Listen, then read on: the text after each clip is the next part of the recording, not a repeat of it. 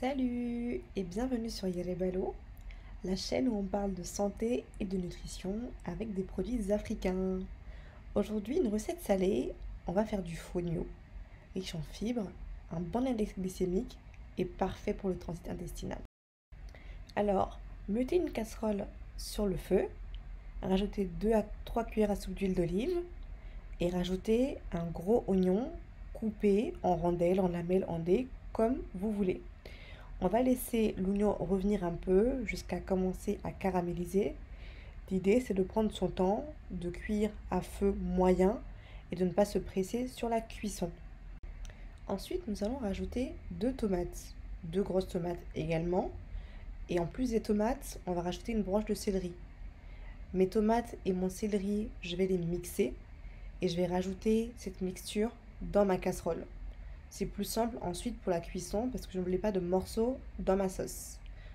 Cette mixture, on va la laisser cuire quelques minutes, environ 5 minutes, et ensuite on reviendra voir la tête de la mixture.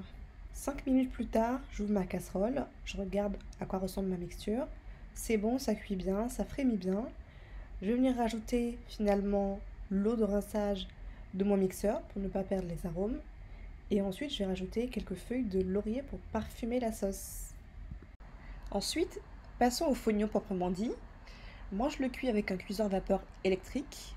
30 minutes, puisqu'il est déjà pré-cuit, donc lavé, cuit une fois.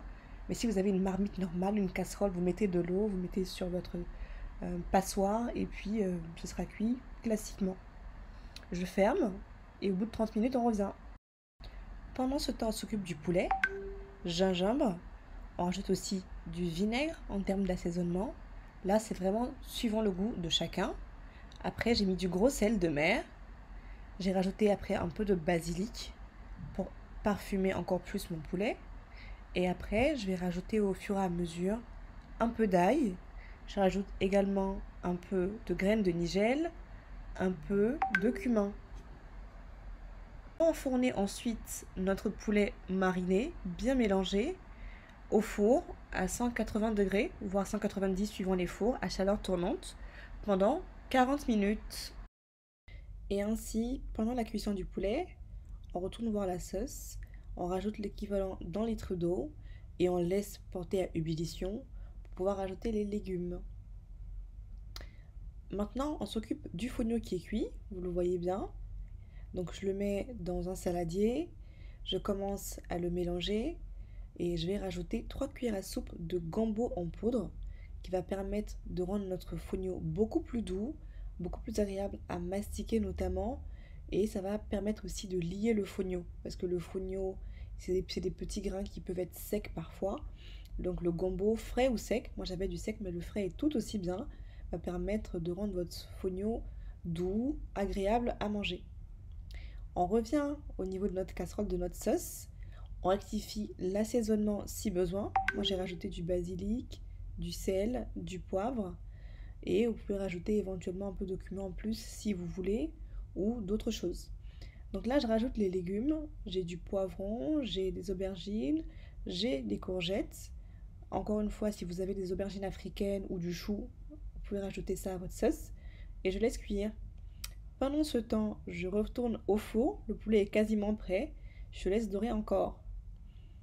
Et puis la sauce a bien réduit, je vois que mes légumes sont cuits, je rajoute en dernier une macédoine de légumes pour avoir encore plus de diversité, de couleurs et aussi de texture dans la sauce. Et je laisse cuire 5 minutes, pas plus, hein. La sauce elle est prête. Et après on sera prêt pour dresser. Mais encore une fois, j'insiste, ce qui est important dans ce genre de sauce, c'est le temps de cuisson. Si vous prenez des légumes qui sont pas très longs à cuire, ne laissez pas plus. Maximum 1 heure et c'est bon. Là, c'est le dressage. Comme toujours, une assiette est belle à déguster d'abord avec l'œil. Donc on fait un petit effort. On dresse nos légumes. Là, je mets d'abord mes aubergines. Ensuite, je rajoute des courgettes d'un côté et de l'autre. Je rajoute ensuite ma macédoine de légumes qui rapporte un peu plus de couleur avec la carotte notamment. Je mets le jus de cuisson, donc la sauce. J'en mets bien sur le fonio pour que ce soit beaucoup plus doux, comme j'ai dit, et facile à mastiquer.